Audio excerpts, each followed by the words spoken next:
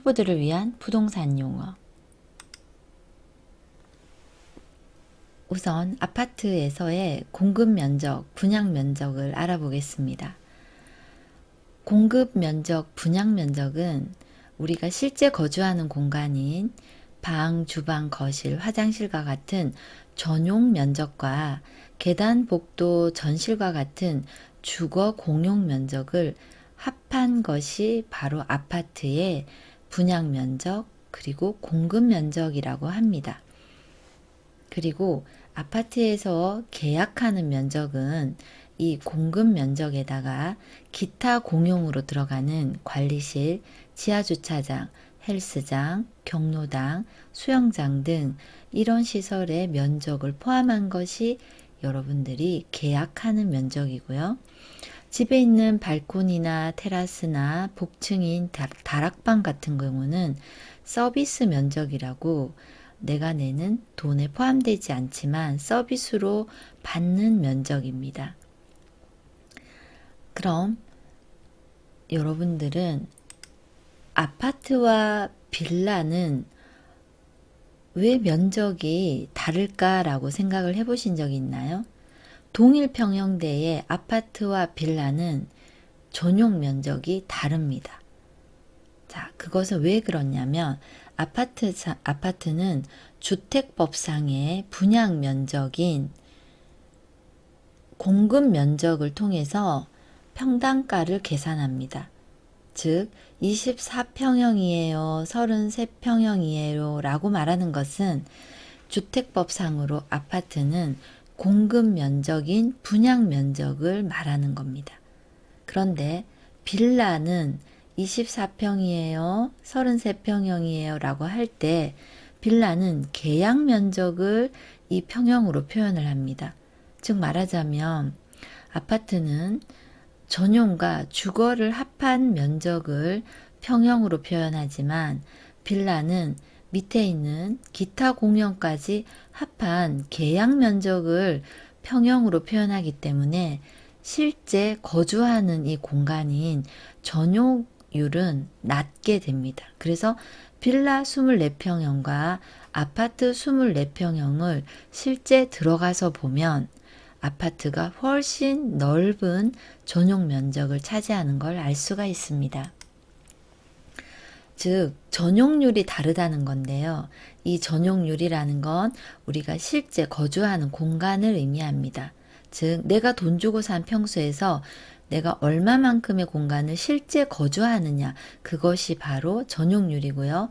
분양 면적 중에 분양 면적 대비 전용 면적이 차지하는 비율을 바로 전용률이라 하고 아파트가 전용률이 가장 높다고 보시면 됩니다. 즉 아파트, 오피스텔, 상가, 빌라의 전용률을 비교해 보면요.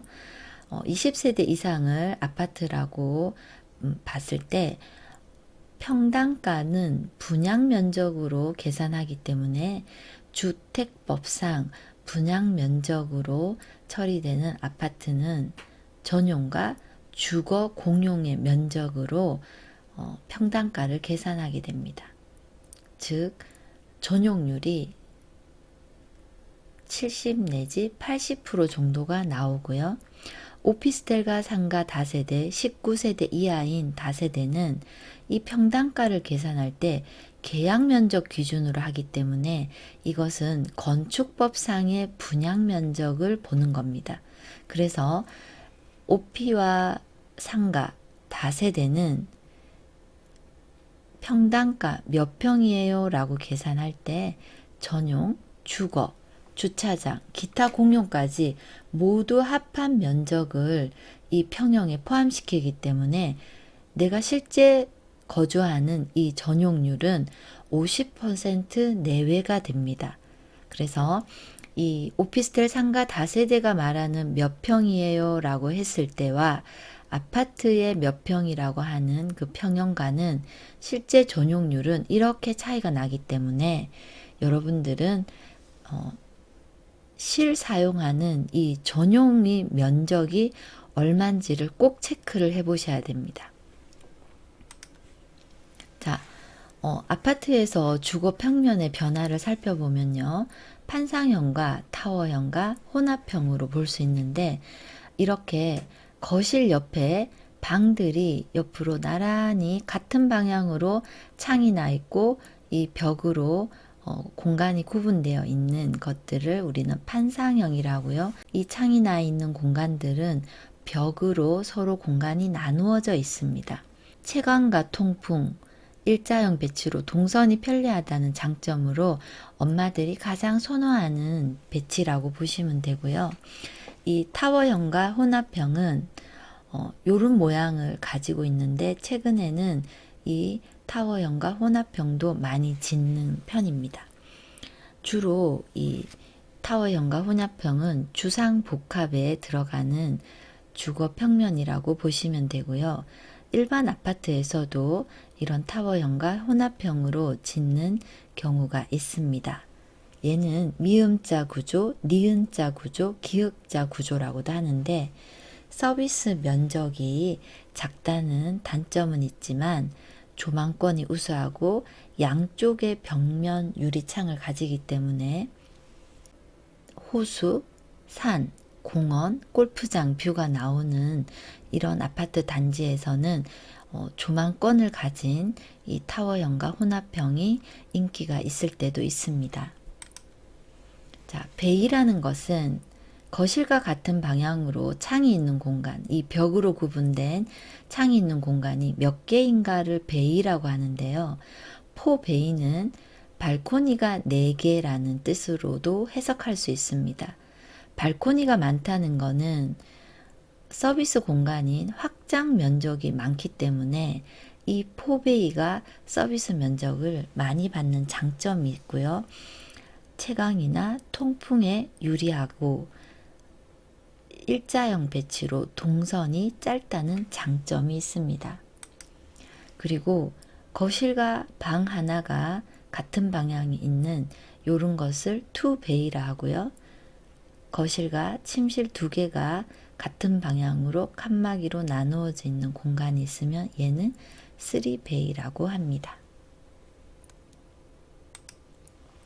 자, 공동주택에 대해서 알아보겠습니다. 공동주택이란 토지를 공유하면서 부담을 덜고 단독주택처럼 독립된 생활 공간을 소유하는 것을 공동주택이라고 하는데 주택법상 공동주택은 아파트와 연립주택, 다세대 주택을 말합니다. 아파트란 주택법상에서는 주택으로 쓰이는 층수가 5개층 이상인 주택을 말하고요.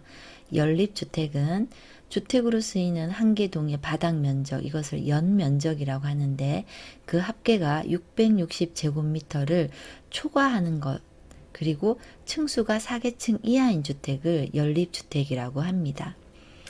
주택으로 쓰이는 바닥 면적의 합계가 660제곱미터 이하이고 층수가 4개층 이하인 주택은 다세대 주택이라고 하는데 연립과 다세대 주택의 구분은 이 연면적에 660m를 초과하냐 그 이하냐에 따라서 구분이 됩니다. 자, 건축법상의 공동주택은 하나의 건축물을 여러 세대가 공동으로 사용하면서 각 세대마다 독립된 생활이 가능한 구조로 된 주택은 모두 공동주택으로 인정을 합니다. 가정보육시설, 지역아동센터, 노인복지시설, 원룸형 주택 이런 것들 그리고 기숙사형 청년주택들도 공동주택에 들어가는데 최근 서울의 마포구 창전동에 마포 공공기숙사라고 기숙사형 역세권 청년주택이 생겼습니다. 잠깐 서울시 역세권 청년주택을 알아보면요. 주거 면적이 100%이고요. 얘는 임대주택이면서 대학생이나 청년, 신혼부부에게 우선 공급합니다. 마포 공공기숙사 사례를 보면 서울시와 협약을 맺은 9개 지자체 대학생이 입주를 했고요. 월세 걱정 없이 월 약 10만 원 관리비만 부담한다고 합니다. 그리고 여기에는 북카페나 체력단련실, 공동세탁실, 게스트하우스 등 공용 이용시설도 함께 마련되어 있다고 합니다. 다세대와 다가구는 어떤 차이가 있나 알아보겠습니다. 다세대 주택은 공동주택으로 들어가고요. 이렇게 1층, 2층, 3층에 1호, 2호, 3호, 4호, 5호, 6호에 집이 있다면 각각 호실마다 집주인이 다릅니다. 다가구 주택은 단독주택에 들어갑니다. 주로 맨 꼭대기층을 집주인이 쓰고요. 1, 2층이나 3층에 있는 호실별 원룸들은 임대를 놓는 형식으로 되어 있습니다.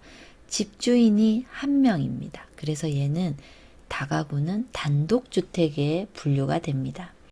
다세대와 다가구는 세금이라든지 규제에 서로 다른 법이 적용되기 때문에 여러분들은 내가 관심 있어 하는 주택이 다세대인지 다가구인지 구분을 해서 투자를 하셔야 됩니다. 재개발은 기반 시설이 열악하고 노후 불량 건축물이 과도하게 밀집한 지역의 주거 환경을 개선하거나 단독주택 및 다세대 주택이 밀집한 지역에서 정비 기반 시설과 공동 이용 시설 확충을 통해 주거 환경을 보전하는 사업입니다. 말하자면 도로도 열악하고 공원도 없고 학교도 굉장히 낡은, 그리고 집도 꽤 오래돼서 30년 이상 이렇게 매우 노후도가 있는, 그래서 그 동네 전체를 도로도 새로 내고 학교도 새로 짓고 공원도 새로 만들고 오래된 건물 주택도 새로 짓는, 이것을 재개발이라고 합니다.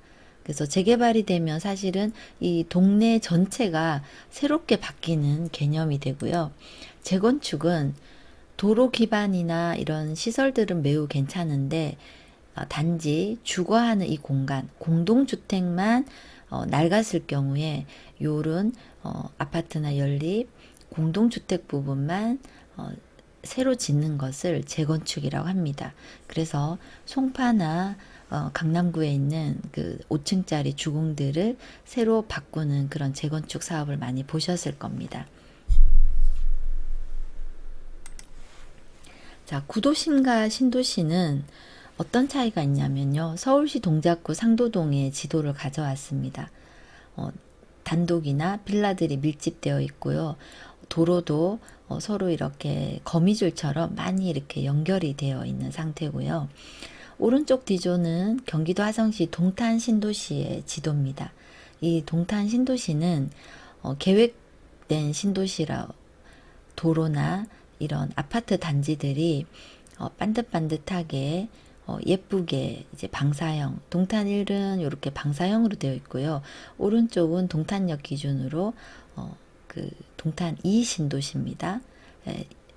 동탄역 시범 마을이라고 하는 하천이나 공원을 끼고 아파트 단지들이 아주 예쁘게 배치되어 있습니다. 자, 택지지구는 사이즈가 10만 제곱미터에서 330 제곱미터 미만을 우리는 택지지구라고 분류를 하고요. 신도시는 면적이 330만 제곱미터 이상일 경우에 신도시라고 많이 이야기를 합니다. 그래서 신도시와 택지지구는 사이즈와 규모의 차이, 이런 것들이 있습니다. 경기도 용인시 기흥구의 기흥 역세권과 경기도 용인시 기흥구 흥덕지구의 지도를 가져와 봤습니다. 요런 개발이 된 것들을 우리는 택지지구라고 이야기를 하고요. 신도시와 택지지구는 면적, 그 다음에 지정하는 부처, 그 다음에 사업을 주관하는 다음 정부 기관들이 어떻게 나누어지는지, 그리고 이 의미는 어떤지에 대해서 구분을 해봤습니다. 그냥 쉽게 여러분들이 접근하기는 조금 사이즈가 작게 도로와 새 아파트를 준비를 한다면 택지지구라고 보시고요. 굉장히 대규모로 들어오는 택지 개발은 신도시라고 보시면 이해가 쉬우실 겁니다. 네, 오늘은 초보들이 꼭 알아야 되는 부동산 용어에 대해서 살펴봤습니다. 다음 시간에 뵙겠습니다.